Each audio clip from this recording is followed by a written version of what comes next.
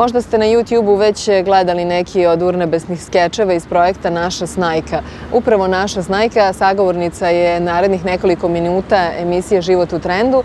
Ma ne daj Bože, nećemo nikoga ogovarati. Naša snajka je Martina Alonso Marquis. Prijatelji sa Balkana zovu je Martina Španjolka, a rođena je u Kanadi. Nakon studija u Nemačkoj preselila se u Francusku gde je završila doktorske studije i udala se za jednog Jagodinca. Martina danas živi na relaciji Paris-Brisel, gde je zaposlena u Evropskom parlamentu kao savjetnica jednog slovenačkog poslanika. Tečno govori 6 jezika, a radi i na Fakultetu političkih nauka u Parizu, gde predaje međunarodne odnose. Šta misliš?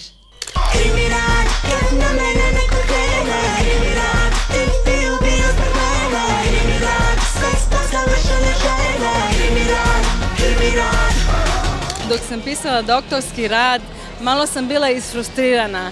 Osjećala sam potrebu da napravim nešto kreativno. I kad sam imala slobodno vreme, gledala sam smešne skečeve. U Srbiji i na Balkanu imate odličan humor i time sam se malo smejala. Onda sam došla na ideju da ja pišem svoju priču tako na duhovit način. Tvoja vinka, ovce šiša, pripomaže u radiša, ovce stižu u džakavu ne meću, janjci bleju, makaze zvekeću. Naučila sam srpski jezik najviše pored svog supruga, naravno, kad smo se upoznali, upoznali smo se u Parizu, on je slabo govorio francuski, ja sam znala možda 100 reči srpskog jezika, ali naravno imala sam želju s njim da komuniciram i onda je to tako krenulo. Pa ajde siđi s brda, ja sam ti napravila svežu gibanicu. Ne, ja sam je napravila. Pa da, znaš kako je dobra, topi se u ustima. Da, i vidjet ćeš kako sam sredila celu avliju. Da, i cepala sam drva za šporet. Majke mi! I naranila sam svinje, i krave, i kokoške. Pa ne zezam te, vidjet ćeš. Ja sam ti prava snajka domaćica. I evo, kažite mi kakvi su mi Srbi? Imate odličan humor. To što volim je da znate da se šalite na svoj račun i mislim da od toga sam nešto naučila i ja i pogotovo u seriji da se i ja šalim na svoj račun. Dobro jutro! Dobro jutro, Martina!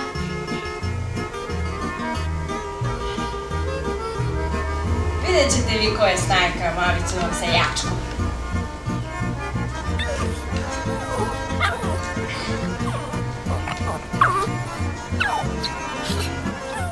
Ali evo ja moram također da primetim još jednu stvar, a to je da nemate uopšte jagodinski naglasak. Mogu da ga imam. Ajde da čujemo. Ko ne je gibanicu, ne zna da živi. Da, a meni najveći izazov se inače zove svekrva. Znači, ja sam mislila da su španske svekrve opasne, ali vaše su još jedan nivo iznad. Da, kako vi ono beše kažete, daleko im lepa kuća. Inače, odlično slažem sa svekrvom, ali čula sam razne priče o odnosima između snajke i svekrve. To jeste malo kliše, ali ima i tu neka istina. Ko? Tvoja majka. Ona uvek nađe pravi trenutak.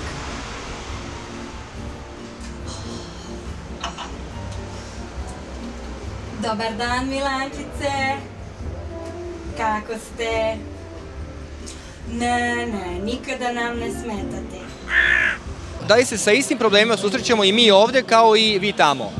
Svakako su to iste priče i zato smo primetili sa našom serijom da ima tu i neka univerzalna poruka. Znači, nama su stigli e-mailovi i pisma od raznih snajki koje možda i nemaju veze sa Srbijom, neke Špankinje, neke Francuskinje koje su se tu prepoznavali i zbog odnosa sa mužem, zbog odnosa sa svekrvom i naravno zbog tog multikulturalnog braka.